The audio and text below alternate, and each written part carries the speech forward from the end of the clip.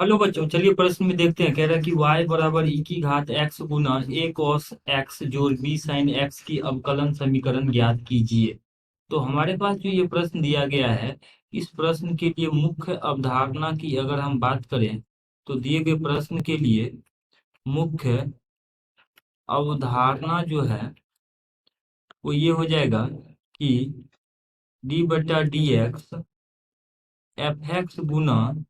जी x, यानी F x गुना जी x का x के सापेक्ष अवकलन जो होता है ये होता है एफ एक्स गुना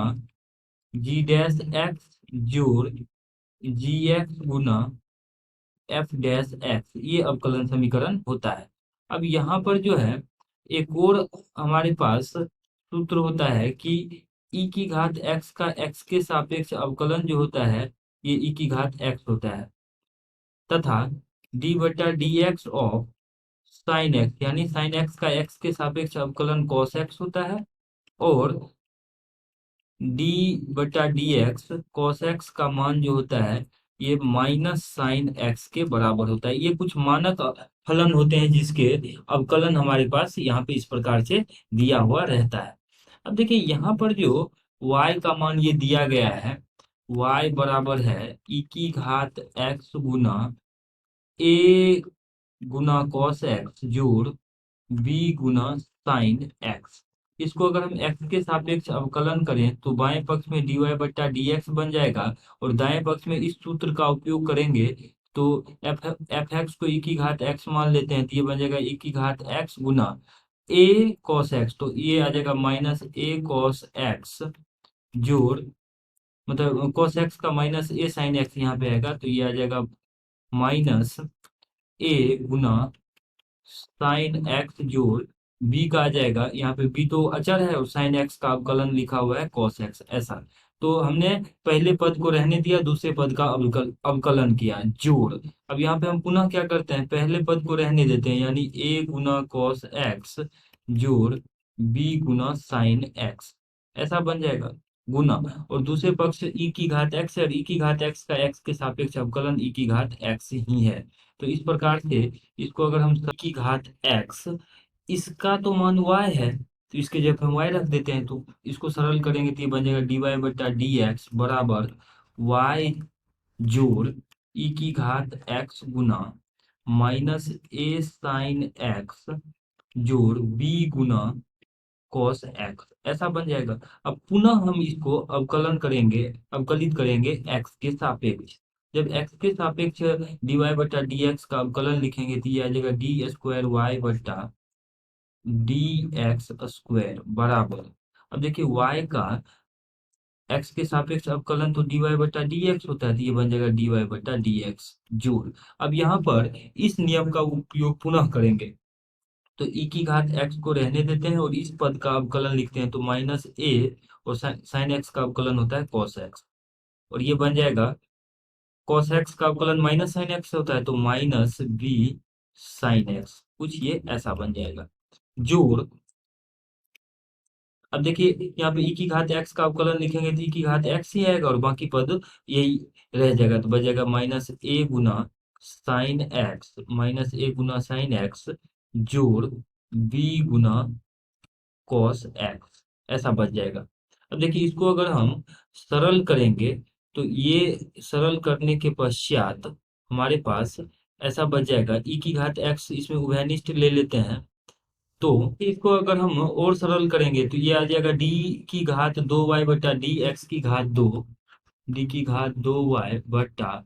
डी एक्स की घात दो, और अगला पद आ जाएगा बराबर डी वाई बटा डी एक्स, ये आ जाएगा बराबर डी वाई बटा डी एक्स, और आगे के पद को लिखेंगे तो ये आ जाएगा जोड़ जोड़। अब देखिए ये जो है यहाँ पर जो पद लिखा हुआ है, यहाँ पे अगर हम ऋणात्मक चिन्ह